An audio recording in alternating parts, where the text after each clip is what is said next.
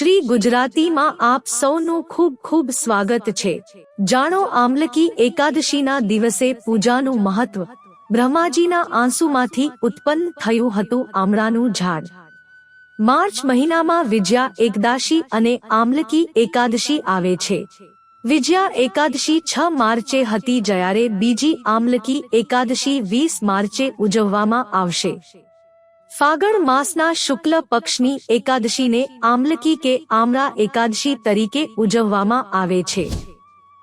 માન્યતા છે આ દિવસે ભગવાન વિષ્ણુ સાથે આમળાના ઝાડની પૂજા કરવામાં આવે છે। આ એકાદશીને મનોકામના પૂર્ણ કરવા વાળી કહેવામાં આવે છે। પ્રસિદ્ધ એસ્ટ્રોલોજર પ્રદ્યુમન સુરી જણાવી રહ્યા છે, આમળા ઝાડની પૂજા કરવાથી શુભ ફળોની પ્રાપ્તિ થાય છે। તો ચાલો જાણીએ ક્યારે છે પૂજાનું મુહૂર્ત અને આમળાની પૂજાનું મહત્વ। આ દિવસે નહાવાના પાણીમાં આમળા નાખીને સ્નાન કરવાથી અન્ય કોઈની નકારાત્મક ઉર્જા અસર કરતી નથી અને વ્યક્તિના અગાઉ અટકેલા તમામ કાર્યો પૂર્ણ થઈ જાય છે। આનાથી વ્યક્તિને જાણતા જાણતા કરેલા પાપોમાંથી મુક્તિ મળે છે। તેમની મનોકામના પૂર્ણ કરવા માટે સવારે ઉઠી ભગવાન વિષ્ણુનું ધ્યાન કરતી વખતે ઉપવાસ કરવાની પ્રતિજ્ઞા લો। આ પછી વિધિપૂર્વક પૂજા કરતી વખતે શ્રી હરિને પીળા ફૂલ, માળા, પીળા ચંદન અને તુલસી જળ અર્પિત કરો। શુભ મુહૂર્ત: ફાગણ માસના શુક્લ પક્ષની એકાદશી તિથિ 20 માર્ચે સવારે 12:20 કલાકે શરૂ થશે। આ તારીખ બીજા દિવસે 21 માર્ચે સવારે 2:22 કલાકે સમાપ્ત થશે। ઉદ્યા તિથિના આધારે આમલકી એકાદશીનું વ્રત 20 માર્ચ બુધવારના રોજ કરવામાં આવશે। રંગભરી એકાદશી પણ 20મી માર્ચે છે। આ માટે કરવામાં આવે છે આમળાની પૂજા।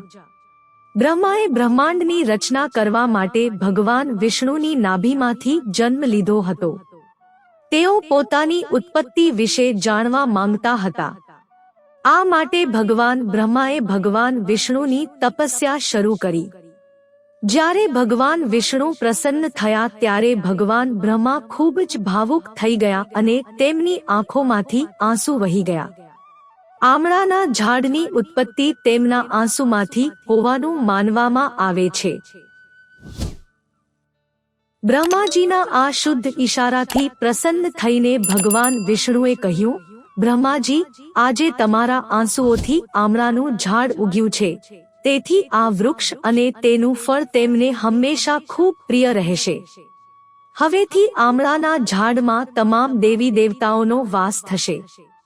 જે કોઈ પણ વ્યક્તિ આમલકી એકાદશીનું વ્રત કરશે અને તમામ વિધિઓ સાથે આમળાના ઝાડ નીચે મારી પૂજા કરશે, તેની તમામ મનોકામનાઓ પૂર્ણ થશે, તેના પાપોનો નાશ થશે અને તેને મોક્ષની પ્રાપ્તિ થશે।